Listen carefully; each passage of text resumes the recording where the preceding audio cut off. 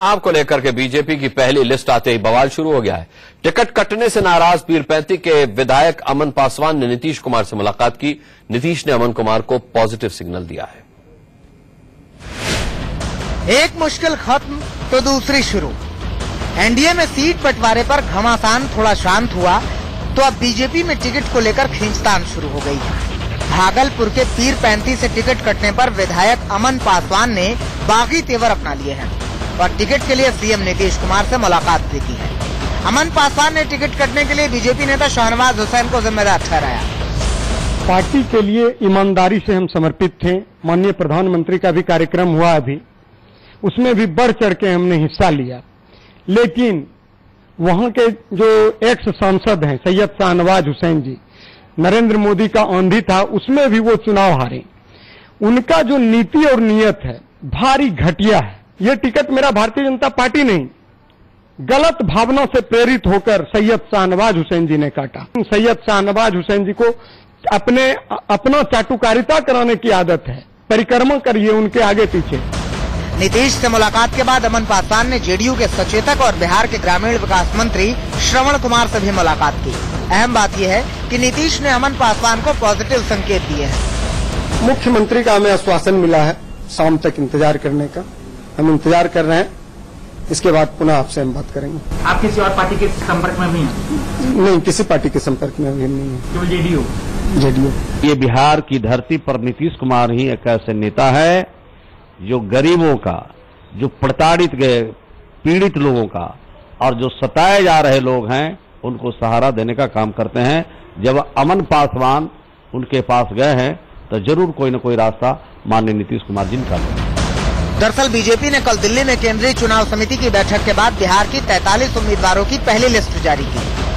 पहली लिस्ट में पहले चरण के चुनाव के लिए 19, दूसरे चरण के लिए 15 और तीसरे चरण के लिए 9 उम्मीदवारों का ऐलान किया गया है।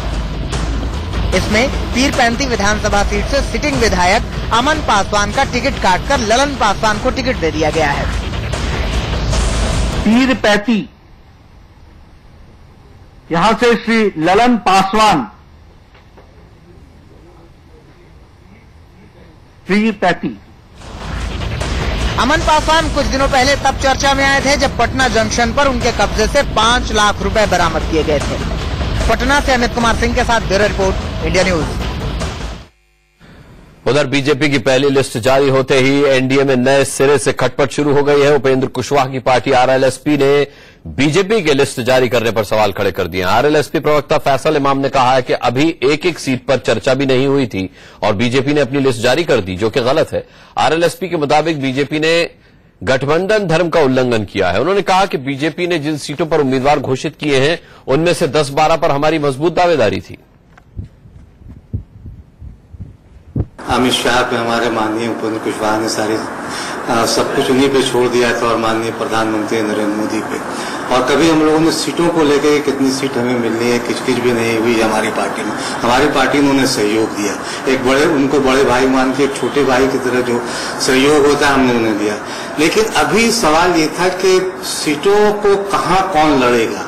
कई सीटें हैं जहाँ हमारी भी दावेदारी थी, उनकी भी दावेदारी थी, जिस पे बातचीत चल रही थी और अचानक रातों रात उन्होंने रात में अचानक 43 उम्मीदवारों की सूची जारी कर दी। बातचीत जब चल रही हो और ऐसे में कोई पार्टी अपने सहयोगियों को बिना कॉन्फिडेंस में लिए कोई सूची जारी कर देती है तो हमारी पार्टी को लगता है, राष्ट्रीय लोक समता पार्टी को लगता है कि ये गठबंधन धर्म का अपमान है। सर, उपेंद्र कुशवाहा जी जहां से चुनाव लड़ते हैं लोकसभा का कारकोट, उस सीट से भी उन्होंने विधानसभा के उम्मीदवारों की घोषणा कर दी बीजेपी ने। तो आपसे क्या पहले इस बारे इस तरह की कोई बात की थी बीजेपी ने उम्मीदवारों की घोषणा करने के पहले? नहीं, मैंने कहा ना कि काराकाट विधानसभा क्षेत्रों या और भी जिन 43 सीटों पे उन्होंने उम्मीदवार उतारे हैं उन तमाम सीटों पे बातचीत चल रही थी। बातचीत किसी अंतिम निर्णय पे नहीं पहुंचा था।